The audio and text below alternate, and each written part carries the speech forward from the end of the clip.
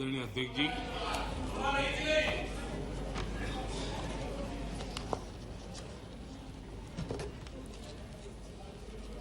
पिछले 3 दिवस से अनेक वरिष्ठ महानुभाव आदरणीय सदस्यों ने अपने विचार व्यक्त किए हैं।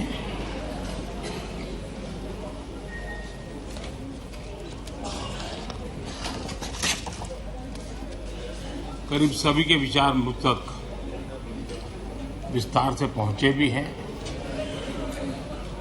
मैंने स्वयं भी कुछ भाषण सुने भी हैं। आदरणीय अध्यक्ष जी, देश की जनता ने हमारी सरकार के प्रति बार बार जो विश्वास जताया है, मैं आज देश के कोटि कोटि नागरिकों का आभार व्यक्त करने के लिए उपस्थित हुआ हूं।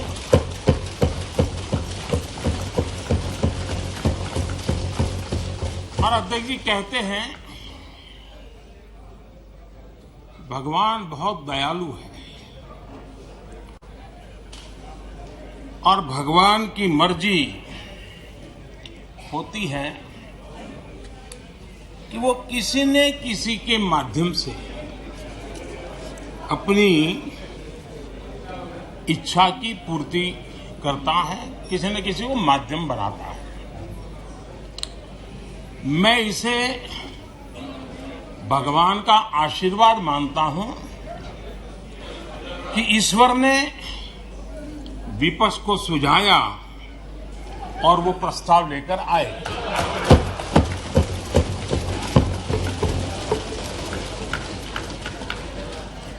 दो 2018 में भी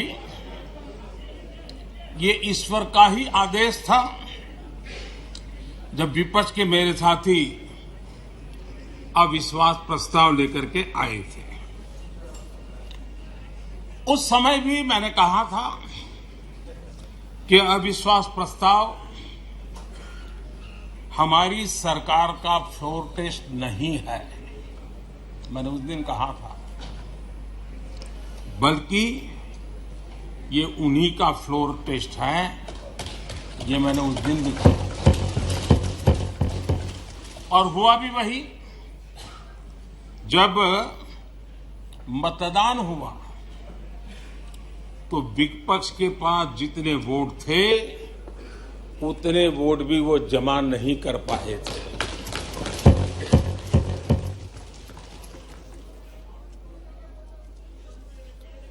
और इतना ही नहीं, जब हम सब जनता के पास गए तो जनता ने भी पूरी ताकत के साथ इनके लिए नो कॉन्फिडेंस घोषित कर दिया।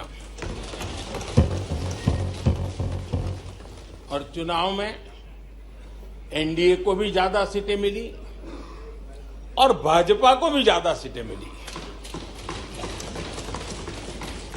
यानी एक तरह से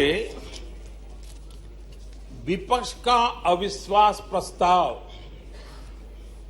हमारे लिए शुभ होता है।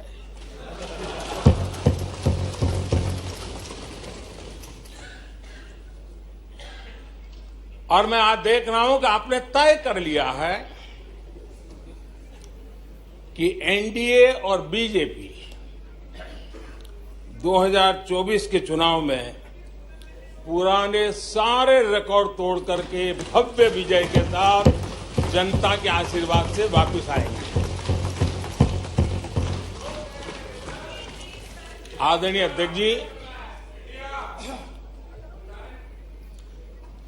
विपक्ष के प्रस्ताव पर यहां 3 दिनों से अलग अलग विषयों पर काफी चर्चा हुई है। अच्छा होता कि सत्र की शुरुआत के बाद से ही विपक्ष ने गंभीरता के साथ सदन की कार्यवाही में हिस्सा लिया होता। बीते दिनों इसी सदन ने और हमारे दोनों सदन ने जनविश्वास बिल, मेडिएशन बिल,